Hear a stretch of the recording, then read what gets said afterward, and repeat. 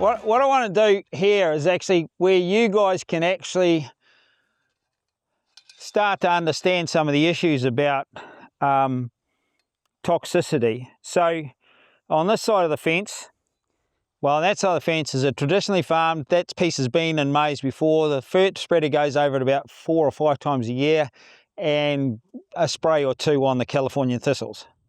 This guy, he does a lot less. He'll mow it or top it. So that's the boundary fence like that. So you can see that it doesn't get through the boundary fences. So everyone needs a boundary fence like that. But what I want to do is get you guys to utilize your own bodies to see how much you get affected by toxicity and when you're not exposed to it. Now, how many of you guys have done kinesiology? Okay, so that's a form of muscle testing, eh? So to start with, we'll just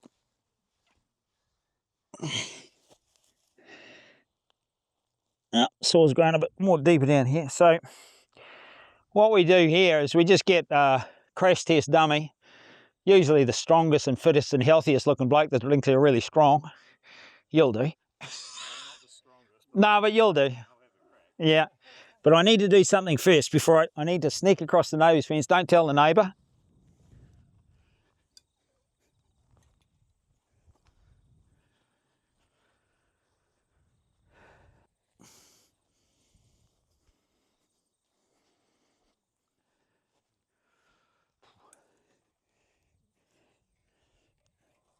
So I just want to see how strong you are, right?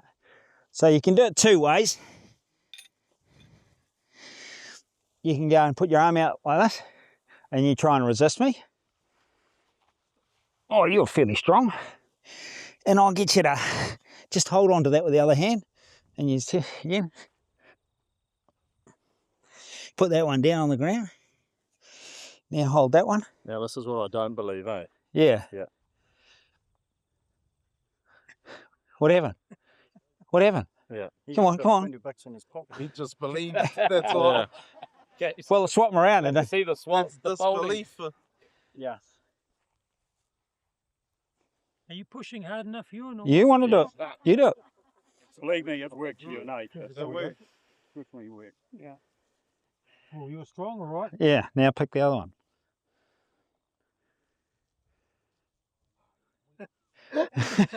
Yeah. It's a bastard, isn't it? Because you're trying to. Yeah. Well, someone else has to try that. I still don't even believe it myself. Yeah. Yeah, Well, just do one by yourself straight out, like. Jesus. Yeah. I can do. Yeah. Okay. And do that one. This is your phone. Well, it doesn't matter which one to do. Jesus Christ. Yeah. Okay. Yeah. Oh, Hang on. take another breath. Do you want me to use one finger or 2? Jesus Christ. That's insane. Andrew's into this. Yeah, I need to have a go. Yeah. I've been watching it and I still don't believe it. Yeah, come on.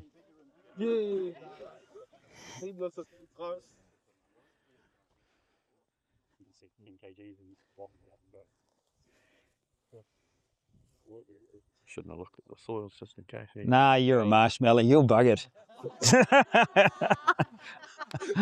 Ewan's tough as. No, I'm really sensitive to this shit. Yeah, I know. And so what we have now is what's the program in our soil. Okay, well, I'll do a different test for you. Just do that on that. This is the other way you can do it. So ring finger, 3rd finger. So that one there, and your thumb. Go like that. Yeah, put it on the end because it's a proper kinesio. That's it. So you pull. Come on, pull. Yeah, okay. So hold on to that. And then same thing, pull. Yep. Okay, now put that down. Did you hear the breath? That was you, not me. Come on. Come on. Would you like me to do it with my little finger?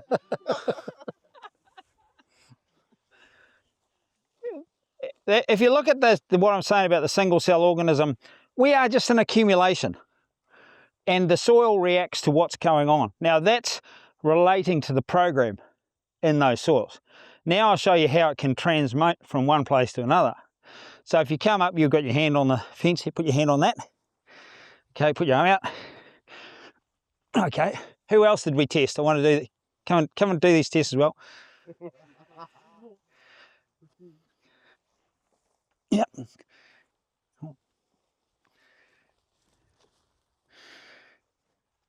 Okay, so for the next party trick. Grab the electric bird. I see the neighbour's gone with the conventional style rock. Yeah. So you just sit that on a wire which is connected to... Yeah, they run right up through the whole lot. So you hold that.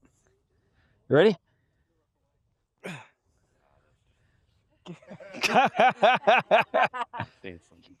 Come on. Yeah. So you can't. Isn't that a woman yet? No.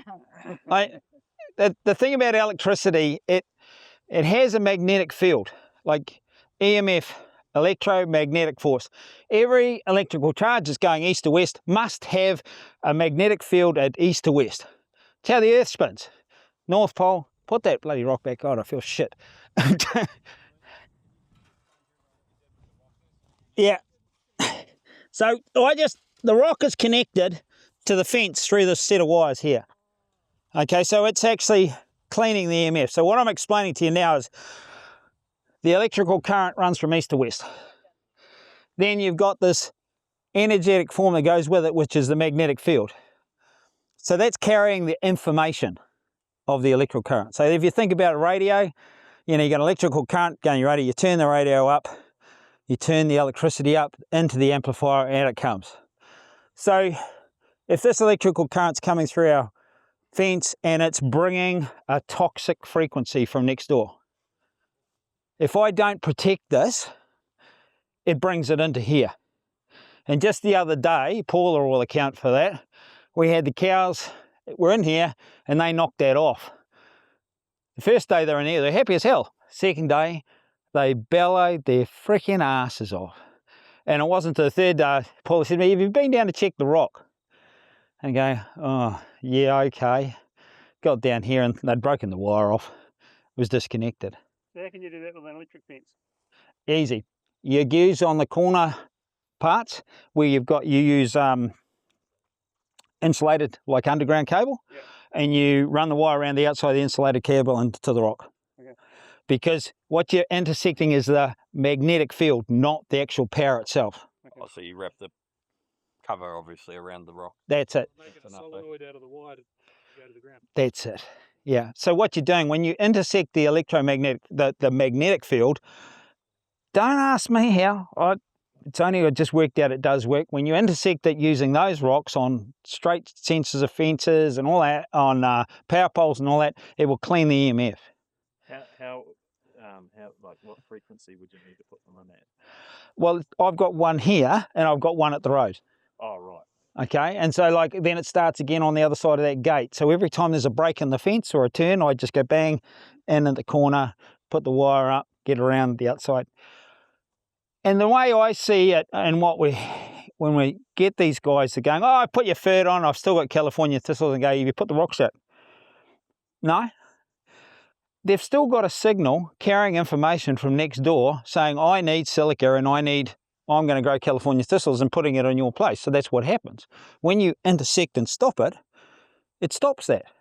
Now, we found out, was it 2 or 3 years ago, we had some Swiss visitors and we were having trouble with the cows at that stage. They were bellowing and, God, it was a couple of them injured themselves.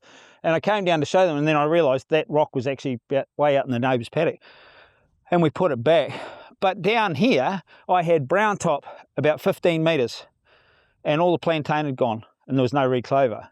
We put that back in within 2 weeks, the red clover and the plantain started coming up, the brown top disappeared. So Special rock, not just one out the river? Yeah, they don't use, your river ones don't work whatsoever. I can tell you, if they've been in water, for some reason they don't work. Those ones there are andesite rocks from the back of Pyroar, and they do work. There are another half a dozen around the country that we know they do work. That one's cool because we've got a rock splitter at work, and so we can split it. And so when somebody says, oh, you want a bag of rocks? And go, sweet, yeah, we'll send you a bag of rocks. It's not a get-rich scheme for us because once we sell you a bag of rocks, that's about all you'll ever need. They don't wear out. So, yeah, it's one of those things. It's just there are other rocks around the country that are. We found them in Whangarei, Gore, where else? Rainbow Mountain. I think we found one there. Yeah, so they're about. So how did you discover the whole rock thing? Because I feel like shit when I'm around that frequency. And I saw an article in Acres USA, and they were saying about using them at the end of their transmission lines going onto farms. And I thought, that's interesting. Let's start training around with that. And oh, you can't. If you want more trouble, put clear quartz on. You'll amplify it. You'll just, yeah. So it's always got to be a magnetic. A volcanic rock. It's always volcanic that solves the problem. Do you just put them all around your fence lines, Ewan? Do you have any inside the property at all? Yeah, router on the solar panels. How do you wire it into your router? Just put it on the rocks, sit it on the back, on the wires coming into the router, and done. Yeah. Would that be the same like in a cow shed? Would you? Yeah, Lev no, and those transmitting devices are shockers. Yeah. Smart meters? Yeah, anything like that. How'd you apply it in the shed? Right? Would you have to like run a wire into the off the top of the shed? No, you just like where you got a box up, you just put just a small rock and just tape it on. Yeah, yeah. Electricians. If it's got an earth itself, then that's all good. Yeah. So it can sit anywhere on it, or it has to be on wires? You try and get it as close as you can to where the stuff's coming off, and then you can just muscle test it. I mean, it's a great way to do it. You can actually get we got a set of fish scales, and you can actually test yourself. You can actually lift the fish scales and see how much you can lift and then how much you can't lift. And there's usually a 30-40% difference in strength. First time I did it, all the farmers was doing that same sort of thing, and I hadn't put rocks around with anyone, so we did it. We fish scale everywhere we did it, and we were going from 10 to 10 kgs to 12 or 13 kgs. When it was a Holton neck, we did it, and it went from 10 to 14 and a half.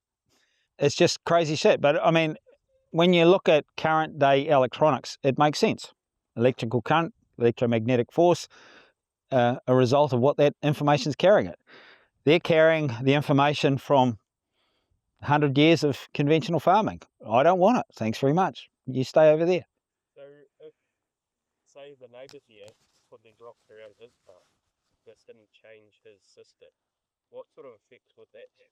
Same thing. If I lifted that rock off, we'd get smoked because the programming in his soil would still remain exactly the same. What we're doing is actually protecting ourselves from that. Yeah, but if he put them on his farm, it wouldn't matter. It wouldn't make any difference. Nah, because it's toxic already, and he's not going to change anything. Yeah, would it make the toxicity worse or?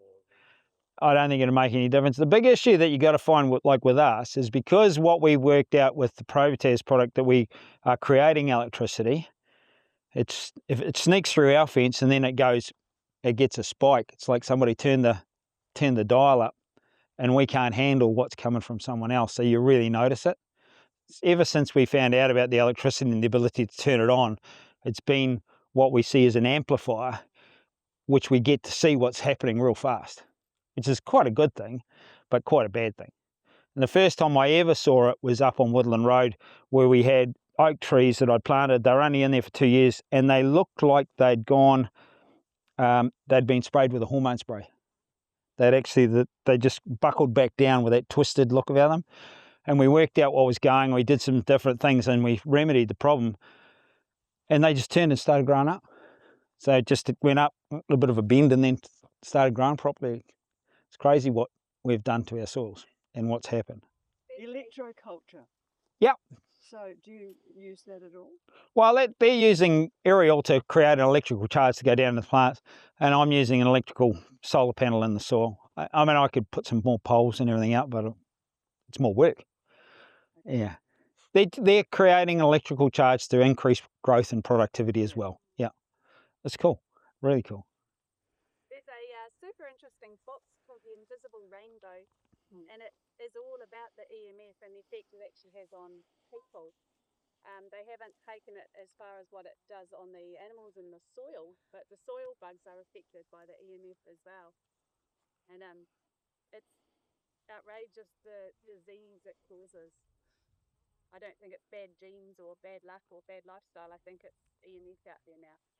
definitely. Do you want to talk to us about the paspalum in here, which in a traditional farming system we would say is not a plant we're really looking for in a big hurry? Well, And I'm not in a hurry about it either, but it's a remnant of this piece of ground Right. that was contoured to put the runways in. Okay. And we're going through a little bit of a reboot. Like we started with about that much dirt on the top of it. We're now down to about here, or well, here it's a bit deeper, but it's just a part of the transition that we're seeing from taking it from a completely contoured to a healthy pasture. Okay, so it will die out. It'll go. Process, you think? Yeah, I look after this round. There'll be a little bit left it in the next round, and then you won't see it in the pasture for the rest of the year. By next season, I'd hope there's less, but it has had a really good paspalum growing season with moisture and all the other bits and pieces, yeah. And what about the patches of chamomile or Cape Daisy or whatever that we walked through? Yeah, well, they have come and gone as our fertility changes, and these 3 paddocks I'd actually say are probably some of the harder paddocks on the farm that I've had to deal with. Right. They've obviously been done for hay a lot, and there's been an awful lot of chemical use in the past. They are responding reasonably well now. And like the first one we went to, it's responded really well. No hay's been taken off it. So there's variances around the farm. Generally, like that oxeye daisy off the side of the road was just covered in the bloody thing. And it's sort of come into the paddock, but so I haven't been too concerned about it because the cattle have been eating it. It's not something that they've gone, oh, I'm not going to touch that. It's in a lot of places where you do see it, the cattle won't touch it, but they seem to be all right with eating it. And the kellies around the trough, that's just compaction around the trough? Yeah. Yeah. Yeah, environment. Yeah. That's a good topic, eh? Compaction. Yeah. A lot of people are spouting that at the moment around, grass is not getting down and roots not getting down and all the grasses are being pulled out and fertility only in this sort of bracket. Comments? Well, I mean, you've talked about the aluminium issue, and I just see it as one of the most critical things is that it hasn't been looked at. I believe your soil sample showed that there was quite a soluble aluminium fraction there, and it doesn't take much to kill things. I mean, that's why they use aluminium in underarm. It kills biology. It kills it real fast. And so, why would you try and proliferate something that's so toxic in your soils? And it's a consequence of using superphosphate. And we've gone past this point of, we're tipped over the edge and it's getting worse all the time.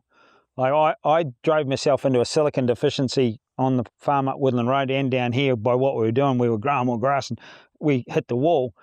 And then we started to work out what's going on. And then I drove around all these other farms and I can actually see it now, the type of species and what's going on. So it's not only silicon deficiency, it's aluminium toxicity. Then the soil just shuts down. And it's generally, kiwi fruit are really good if you go into, if you want to see it, and Leighton will attest to that. Generally, you're putting those probes in, you go into an orchard the first time, and you get down to about 150 mils and it stops, Leighton? And that's when you need an E-pad to try and get past that next inch. And if you pull that out, that is the most toxic part of the whole soil. It's chronic.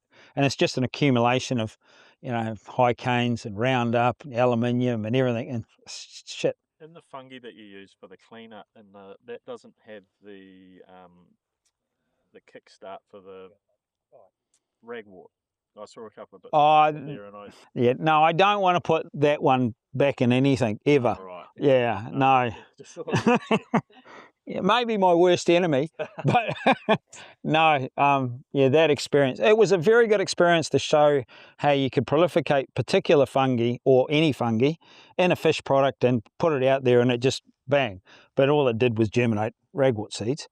And yeah, I mean, back under control here now. Well, we never did it on this block, but the one up Woodland Road, it took a couple of years to get it sorted out. And we learned a lot more since then. Right. Generally, we can nail the ragwort issues in about 18 months. Yeah, right. Okay. Just on your rocks, you only put them on, obviously, if the current's moving east or west. No, go right around the farm. Yeah, it'll back up on you. Yeah. Transformers, everything, cover the whole place. And like some places are freaking surrounded. And if you talk to electrical engineers, they know about it. We're at one 2 weeks ago, Parongia, I think he had 6 or 8 transformers around a 65 hectare block. And it was like you were sitting in a hotbed. It was just zzz, it was a shit terrible. Well, it's funny you say that now. I've got a power line runs up just inside my paddock, up the roadside, and those paddocks on the north side of the farm are the worst performing. That makes sense now. You just drop it at the base of the pole. The best place to do it is actually get to the transformer on that side, into transformer on that side where the earth pegs are. Bang, there. Next to the earth peg. Yeah, those earth wires, you dig it in. Bit of eco-warrioring, I call it. Don't tell the neighbours. Yeah, do it that way. Do you run a wire, like wrap a wire around the earth strap and then around? No, you just have to just get it right on beside it. It's enough to do it, fix it. Yeah. And that power poles are good too because they've got wires going up like the reinforcing. So it actually sorts that as well. Yeah. How about if you've got the electrical cable coming through farm from transformer back to your house and it's underground? Go to the transformer. And that will cure it? Yep. And go to the house and go to the earth peg on the house. Yep. Yeah. So even with transmission lines going through the farm, it's best if you can get to them on the other side of that boundary and other side of that boundary. Yeah, but high tension, yeah, those high tension ones. Real big buggers. Yeah, if you get a rock on each corner on the bottom thing, you can stop it. On each side of your property. Yeah. That's what you, Yeah, and if you can't get to the neighbour's one and you got to do this one, make sure all these fences are done because it'll just boom on there and it'll be through your place. What about on ground pegs or ground stakes for electric fences? Yep, do all them. On your energizer? Do them. Yep. Even in the swamp. Need more than one bag of rocks, man. How big? Oh, I'll get rich quickly on rocks. Is there a minimum size of rock? Well, yeah. Sounds, yeah. Oh, no, we have a little bag for house, which has got about 8 or 10 in it, so you can do your routing, the smart meter and whatever around the house. And then we have the farm bag, which is about 3 times the size. And we've sort of cut them up in sizes that are, utilisable. Yeah. Does it stop, do the electricity coming from an inverter? Yes, you do that. Get them right on top of that. Yeah, get them. Solar panels are really bad, okay? Because if you think about the amount of information that's being broadcast from satellites, and then it's multiplying it in a solar panel, and then it's shooting it into your house. So cut it off. Because you'll have CNN running in there 24 hours a day. And you know how much shit that is. So you can put it on the supply cable to the inverter from the panels. Yep, that's what we've done up there. You won't have to do much farming after you sell all these rocks, eh? No. So cutting up rocks? Yeah. Well, I can't get enough people I wear one. And if I put one on my phone, a minute chip on the phone does the job. But for me, you can't carry it in your pocket, doesn't work. For me, it's got to be right over that heart chakra. And it just, I can actually travel and move where I've just been melted by shit. Would there be any benefit in putting rocks on orchard rows and Absolutely. in the soil, or Absolutely. That's one of Leighton's major jobs, is to go around and do them all. Right. You just, if anything, if they've got cross, you get to the corners. You hit the corners, you'll get the whole lot. Wire them to the dead one. Yeah. Right. Wire them to the dead one. Yeah, that's right. Yeah, that's the one. Yeah. Yep. If you have a look down here, you can actually see the electric current. This is an electric fence, which we find a lot. There's both sides of electric fence. Is the grass growth is fairly well suppressed. Yes. Right. So which is something I've been sitting thinking, now how the hell are we going to get around that? But it's because of the electric current. It's a disturbance. Electric fences are slightly different because it's pulsing all the time. The plants don't like that. No. As well as the toxicity, what's going on as well. So you've got both sides of it, yeah. Ewan, before we go, I think it might be worth mentioning that story from the orchard where the tree line from east to west was affected. Yeah, well, actually, Leighton and I were at a orchard in Tapuna not long ago, and it was, the soil samples just come back and it's really good, eh? Like the soil's growing and all this and that, and yet one end of the orchard's right beside the power lines. And that part of the orchard was actually a bit healthier than what he was saying down the back. But then when we walked down the orchard, then we hit the east-west axis off this transformer, and you could see the line right through the orchard. There was all these trees within that line, were all looking yellow and horrible, and I felt like shit when we walked into that, and it made it should make a big difference. These are the sorts of things that happen regularly, and people don't put it in context. And the thing about these transformers, if you hit one that's east to west, and you hit another transformer over there, it's even worse because they bloody talk to each other. They actually harmonise, and it's just shit. Here we come. Yeah, it's like, oh, let me out of. Quick random question for you. Yep. All the fence posts on your side are being chewed on by the cattle, whereas old mates over there haven't been touched. Yep. Yeah, and these are parts of what I'm saying about what we've seen with our learning process of going forward. And this paddock is the worst paddock on the whole farm for it because of the contoured. It didn't have any soil in the top part, so if I'm going to find out anything, it's going to be right here and right in this bloody place. And yeah, I totally get you. Like when we've got it wrong, they'll be. And this paddock here is desperately short of cobalt. It's virtually got nothing. And this is the only paddock on the farm that it could be that I need to put some phosphate on. So you got to observe all these things. Good observation. Yeah, absolutely. So with your soil samples, like when you came to do us, you did a sample, random out of however many and stuff like that. Do you do individual ones on this? No, I have got them on here individually, just for this block. Yep. But I've got a front of farm and back of farm, and I've got a trial block and a line up there where we made some mistakes that we learned a whole lot from.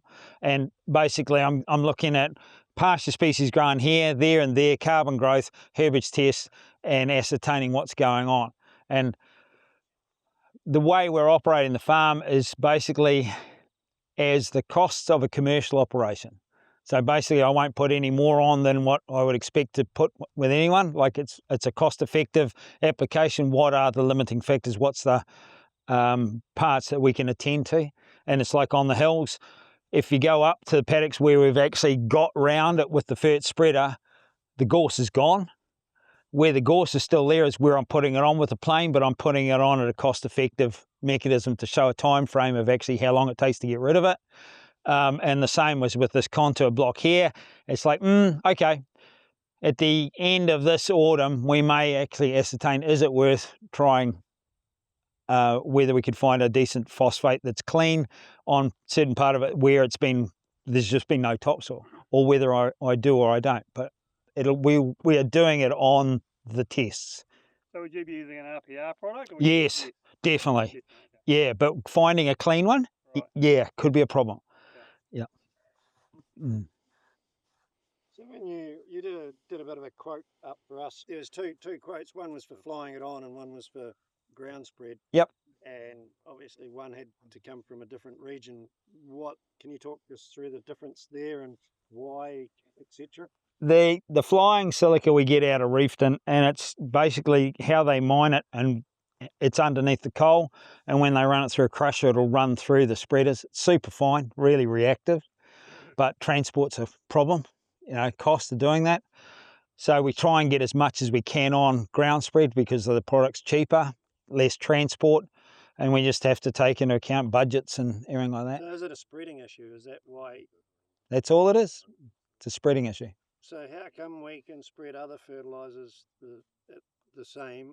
Is it a size or? No, talk me through the difference. The silica that we get out of locally is slightly moist, the sand, right. And it won't run through a plane. It will not fall out of an aeroplane. And all I've got is grief. Well, I don't even try. So will it fall out of a helicopter bucket? No. Not even a helicopter. Won't even come out of a helicopter boat. So no, so that's why we go to that Reefton silica. We use that in the orchards because it goes through all the little spreaders and the cone spreaders and all that sort of stuff. It's just a matter of, unless we get to the point of actually getting dryers for the sand, we just can't do it at the moment. It's a matter of safety and ability to do it. Yeah, I was just understanding. Yeah, no, that's cool. Yeah. Is there I got a quote recently also. Yeah. Is it the silicon amount, is that the same Is that a annual thing? Or No. How quickly does that diminish is what I'm wondering. Second year.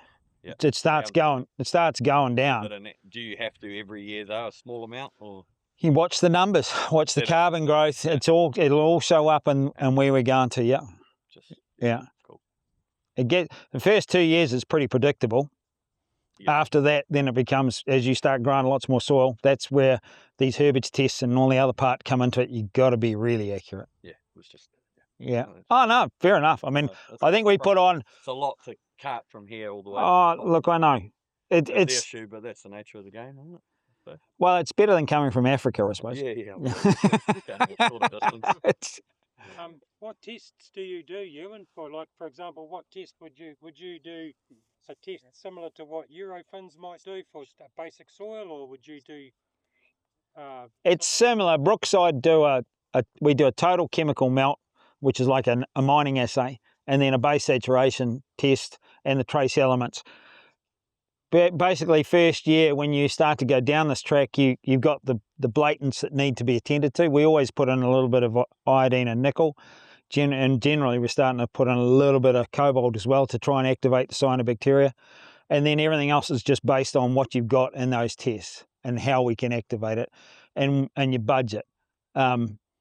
Generally, like when you're saying about or dairy guys, will be between $400 and $500 a hectare, depending on the trace elements the first year. Will be mid 300s the following year, and you'll be into the 200s the year after that. And then you at the moment, like on this farm, we're sitting in the early 200s, tinkering with those traces and growing more soil. I don't know where that goes to. Some soils don't. You're lucky in Taranaki because you've got so much depth as far as copper and other minerals, but you don't appear to have cobalt there. So we need to be attending to that too. So there's another fertiliser question. Every fertiliser's got different densities, the spreading applications and stuff like that. How does that all pan? Roundabout lime, 1.3s. Yeah. That's about where we run to. That's how you calibrate your gear. I must admit, I've travelled extensively to try and find out what's going on, but I would not hesitate to jump the fence if there was something happening that I thought that was a good idea. And that just seems to be, I don't know. One of the parts that may be part of it is as most of you probably know, I've been through a fair bit of trouble with the government, and I, probably in the local community there, I think I'm probably quite mad. The good thing about it, I know I'm bad, where they only think it. But, everyone's got their own attitude, To think that, that guy down around the corner was the fellow that discovered electricity in the soil and the extensive effect of it and has a scientific understanding of how to put it in place, just seems a bit of a step too far. Just the carbon question at the moment. In the bay and really the east coast of the North Island, there's a huge transition into pine trees. Given the work that you're doing, and you've got results to prove the value of what you're doing, there's nothing coming out of the powers that be or whatever, because this transition to pine trees is just sad. It's just sad. Yeah.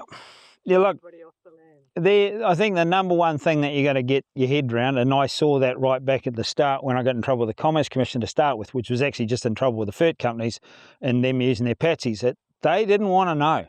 They don't want to know. If it works and it's damaging to their business, they want you out of there. And we've been, I might have seen a video I put up of Mike Joy and a couple of Derek Moot from Lincoln. They're going on about the nitrate problem. One saying, it's not that bad, it was E. coli that caused the problem of everyone's dying. Well, E. coli turns up when there's nitrate and there's no oxygen. It's a corresponding factor. The other guy says, there's nitrates are killing everybody. And then there's a surgeon saying, well, our rates of colorectal cancer and bowel problems have gone up by 3 to 4 times in the last 30 years. So the evidence on the whole shows that nitrates isn't a good thing. Now, we went to that Mike Joy. I've been sent stuff to him about 3 or 4 times. So why don't you come and have a look? I'd heard him speak at the Organic Dairy and Pastoral Group Conference in 2021. and he was going on about the nitrates, and at that stage we'd started to do some testing, and we're getting, and this was interesting, when it got to the point where we're 0.05 parts per million to undetectable, a nitrate leaving the farm, I was going, why don't you come and have a look? And he'd send these dopey papers saying, you need to get a lysimeter and a university student and everything else to do this testing. I've trained in agronomy, and I've gone and done these tests according to what was said at the lab, and I do these tests, and this is what the answer comes out. Why don't you come and have a look? He wouldn't come, and just get sending more dopey shit about crazy farmers. Then I found out he was vegan. It answered the question. It was because he had a predetermined outcome that all farmers and livestock farmers were nutters, and we don't want any livestock on the ground. There's the issue. Hey, Ewan, given that nitrogen is the most abundant gas in the atmosphere, you know, every time it rains, you get nitrogen. Is that correct? Well, to a point, but you've got to be able to convert it. Yeah. So you've got a gas that you need to turn into a nitrate or ammonia. Yeah. Because down in, I know, back in Hawke's Bay, everyone's saying, shit, we've got an abundance of clover this year. And I said to him, how many thunderstorms have you had? About 4 or 5. Is that charge, is the nitrogen actually charged with the, when you get the lightning? Well, does that charge the nitrogen to but think about what you just said, the charge, the electrical charge that you just put in the soil. So then you've made more nutrient available as well. So we don't think about that. No. You know, only when all the cows are dead because it was a bit too high. For relevance, our groundwater at home is over 12. Yeah. We've got a reverse osmosis filter all our drinking water. So we have solutions. The powers that be don't want to know. And the money being paid to the people that are the mouthpiece are the ones that you see in the Farmers Weekly and on those programs. So, we just got to start looking for information in different places. And no, they won't come. They won't look. And in answer to your carbon thing, they don't want to know. They teach them at university it takes 200 years to grow soil. You're not allowed to do that. That would upset all our thinking. That's just not allowed, so whatever. Anyway, I'm getting hungry. And I reckon I've talked too bloody much already. Look, and they think so too, so let's go. So my name's Richard Cook. We are farming in Taranaki and have, I guess, in a bit of a juncture with our farming future, looking at what options there are for a more sustainable way to manage our operation into the future. We got a soil test done, and last year I was looking for some independent soil test advice and got some done, and didn't really tell me everything that I wanted to know, and came across this clip, and I think YouTube and Spotify is a really good medium to get information across, and I spend a lot of time still travelling, so great way to kill some hours and sort of relax into it, and you get a lot of information, a lot of repetition of the same ideas, but that's a really good way of beating the knowledge into you, I think. Farmers, have been looked at sometimes as not the smartest of people, but they are hard-working and they know stuff that other people don't, right? And they know it subconsciously. They know to look at an animal, know if it's sick. They know, and they're balancing a shit ton of things. Are they a plumber today fixing water lines? Are they a vet? Are they a mechanic? There's not many farmers that don't know their way around their own tractor. These are all skills that, I've got friends that, are a bit scared to put up a lean-to over a wood pile, whereas it's already done in your mind and you've moved on to the next thing. So I don't think farmers are actually given enough credit for the things that they're balancing financially, physically, environmentally on any given day. It could be all of those or none of those if you're at the beach, if you're lucky enough to spend some time out there. Yeah, look, very much at the starting gates of that. We haven't applied any product. We're just looking at what is available and how that compares to the others, and we only just got our test back last week, right, so we're still very early on in it, but I'm stopping into the Paeroa depot on the way out today and getting some of the garden blend to chuck that around and see how that responds, and then we'll obviously get a quote and work through that as it turns up. But yeah, pretty keen on improving some of the soil health and I've dug holes now, which I never have. I've put stock into paddocks and looked at how they graze compared to just putting them in. So starting to really question, well not question, but observe more than what I have. You know, I was down there before and had hold of the fence without the woo-woo rock in it. And, you know, I was a non-believer, but the fact that I had no strength, or less strength than I usually do, I can't explain that. You know, so that'll take a bit of processing. And I've seen it on, you know, I've seen it on your podcast that's what happens. So I'm going to pick up a bag of rocks and go and see if it actually works down the line. Like, I'm still sceptical of some of this stuff, but we're approaching it with an open mind, and yeah, we'll see if it translates into, yeah, and hopefully we can get some on the ground and start to get some earthworms and the cyanobacteria going. You know, that stuff's fascinating, and I learnt about the amount of whales that were harvested from the Southern Ocean a while ago. And when the Russians and the Japanese were in there slaughtering 40 or 50,000 whales a year, and you're like, why are there whales in the Southern Ocean, and the magnetism and all that sort of stuff? I don't fully understand it, but it makes enough sense to then be able to translate on what's possible on the land. So, yeah, interesting. Start of the journey, and yeah, looking forward to how this. Talk to me in 12 months' time, Stephen, and I will let you know how we've got on. My name is Michael Mio. I farm in a paddock here in Rotorua.